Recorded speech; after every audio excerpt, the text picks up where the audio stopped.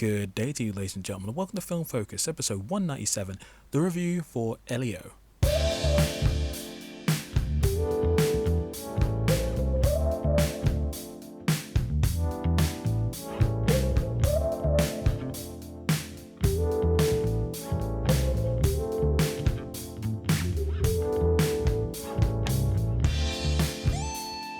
Well, hello there, ladies and gentlemen of the North, South, East and West, and welcome to another episode of Film Focus. I'm your host, the Hypersonic55, and I'm glad you decided to join me once again for some film-related discussion. And it is review time once again, and we are talking about the latest film from Pixar, Elio. Now, I will admit, much like when Elemental was coming out, I liked some of the visuals of what I was seeing, but the film just didn't entice me. And with Elio, I think it's probably the least amount I've paid attention to a new Pixar film.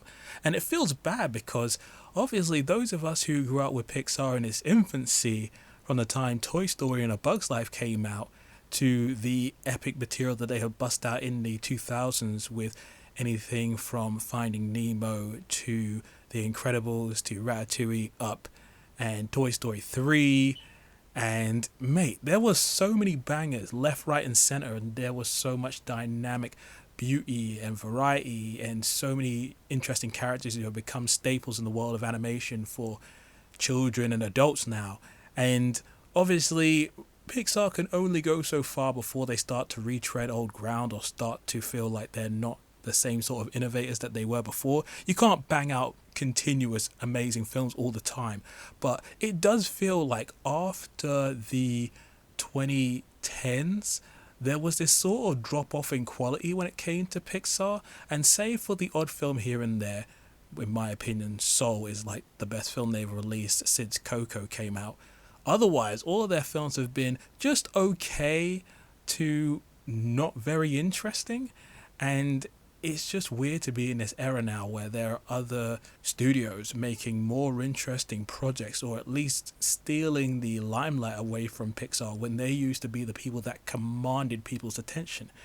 But hey ho, I mean, Elio, I wasn't that interested, but then I heard some good word of mouth about it, and I was sort of curious, but then there was certain audience members online that were saying that the film was good as well.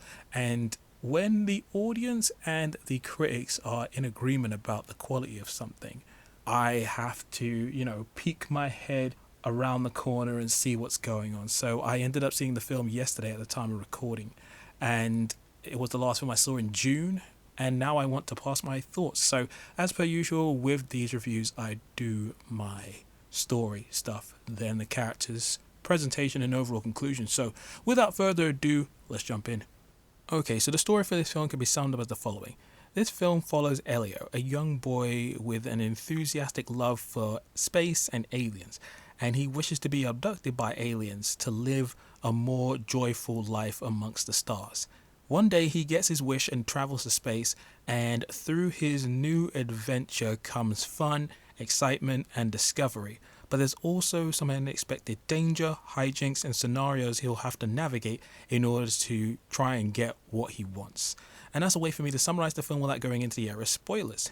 So for the first quarter of this film, I found myself intrigued by small aspects of the story, but wasn't as captivated as I wanted to be. It wasn't until Elio's alien friend Glorden came into the equation that the film really started to shine. And it's funny, Elio has a lot of the codes and conventions you've come to expect from a Pixar film, to the point where you know where and how certain plot beats will happen or how certain things will be resolved. And that does lead to the film lacking a certain level of surprise in a few ways. However, when this film locks in, it exemplifies the very best of what Pixar are capable of when it comes to telling human stories in fantastical and unique situations. The story has a lot of interesting themes relating to otherness, longing for connection, and the bonds between people, specifically when it comes to friends and family. And one of my friends described this film as being charming, and I feel like that is the best way to summarize this film as a whole. Elio just has this interesting energy to it that you can't help but love. It's quite strange and it's wonderful, and by the time it's over, even though, again, it's familiar territory, you can't help but smile and feel good. The emotional bits, when they hit, they are great. And there are just moments of heart and drama and emotional energy that reminds me of the best of the former years of Pixar when I was experiencing a lot of their adventures for the first time. Oh, and before I move on to the characters, I just want to highlight one other tiny thing. There is a Star Trek reference in here that's small, subtle, but very, very nice.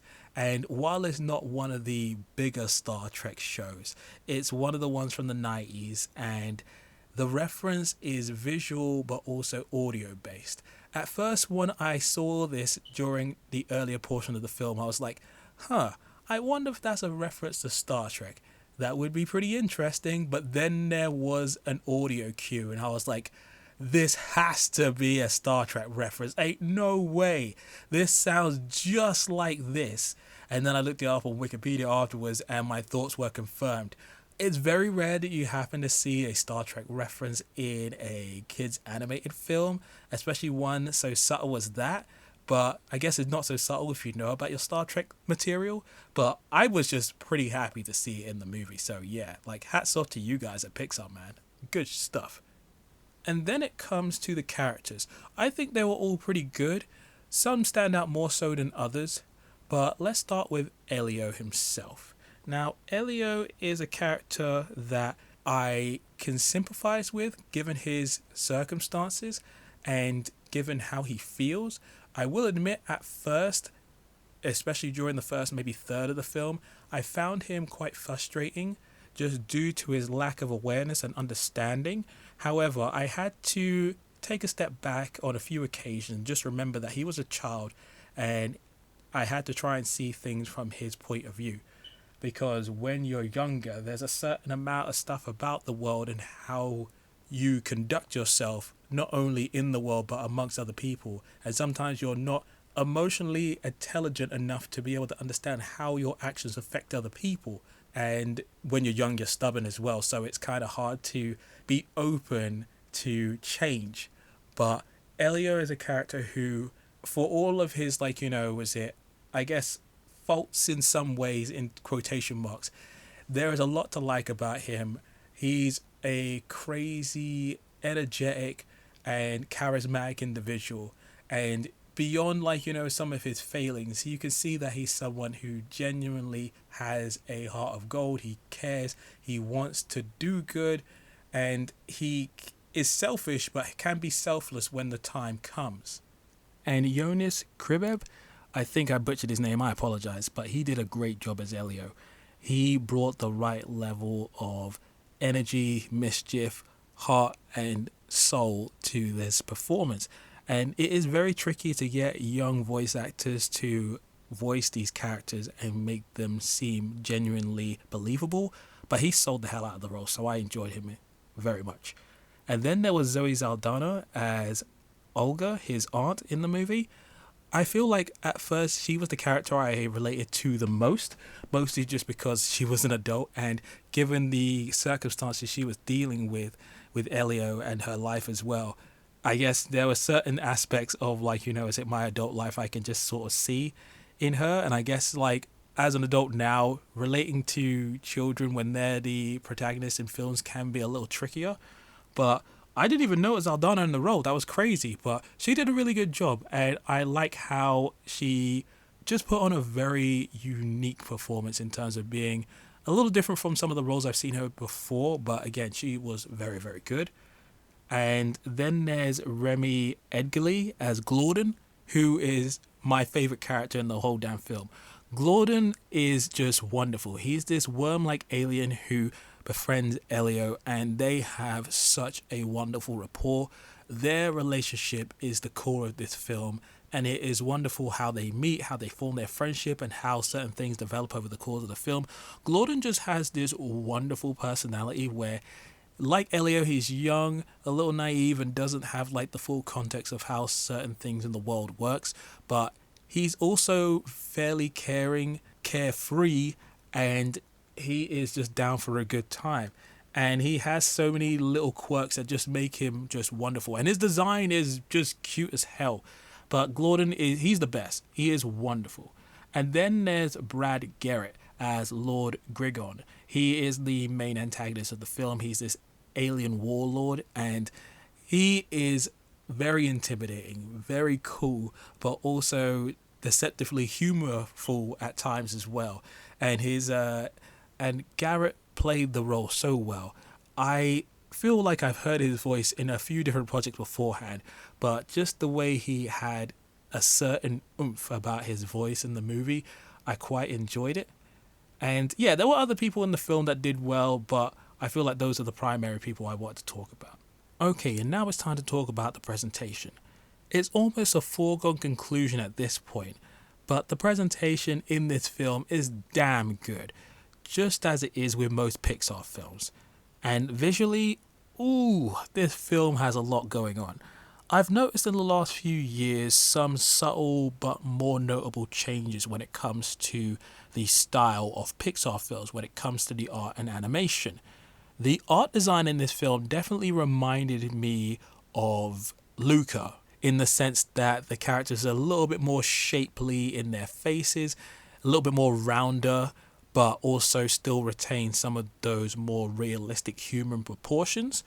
But I think the animation was what stood out to me, in the sense that the animation is still very smooth and as good as ever. However, the rhythm of the movement is different. While there's still levels of realism when it comes to the character movement, there's also a lot more exaggeration and squash and stretch implemented. And the film is also super detailed and eye-catching, with a lot of creative and colorful stuff in space, with the alien designs, locations, and travel sequences. You can tell that everything is meticulously designed, and it is a marvel to look at. Several times I just found myself just going, wow, how was this conceived and then animated in the way it was? It was really good looking. But then what's also just as impressive is the score from Rob Simonson. Now that was bloody incredible. Now, I've seen a few films with Simonson's music in there. The most recent notable ones in my mind is The Whale and Deadpool and Wolverine. And while his scores have never really left an impression on me while I was watching them, there's a few pieces I like here and there, like a few pieces again from the aforementioned Deadpool and Wolverine. But his score for Elio is something else. It is full of wonder and charm. It feels grand but also quiet and reserved. It stands out in a way that not many Pixar film scores do, unless Michael Giacchino's involved at the helm. But this film just felt right with the music. It had something for every scenario.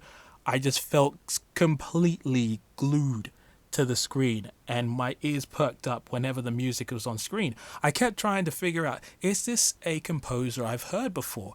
And technically speaking, it was, but he's not in the rotation of film score composers that I am familiar with. So I was very surprised, but I just need to highlight the fact that this music was brilliant, and I'm definitely going to add it to the film scores I listen to outside of, the films I watch.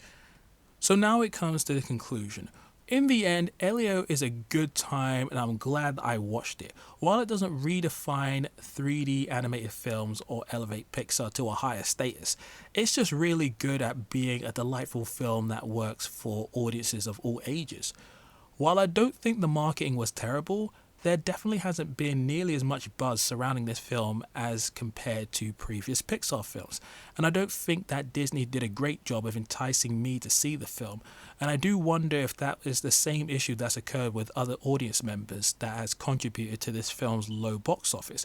And I'm sad that this film isn't doing that well, not only the box office, but in terms of just getting attention from people in general, because it is a really nice film and there's a lot to appreciate, and it is definitely on the better end of the Pixar films released since COVID hit. But now I turn it over to you, ladies and gentlemen. What did you think of Elio? Did you like it, dislike it, or are you somewhere in between? How do you feel like it compares to the other Pixar films in the mighty pantheon of their collection? Let me know in the comment section below, or hit me up on Twitter where I'm at Hypersonic55 or at FilmFocus55. And yeah, obviously check us out on YouTube. Again, the podcast is where, you can find other podcast stuff. So, Spotify, SoundCloud, iTunes, Apple Podcasts, I guess. And yeah, I guess that's it for now. Thank you for listening as always. And until the next time, this is the Hypersonic 55 signing out. Peace.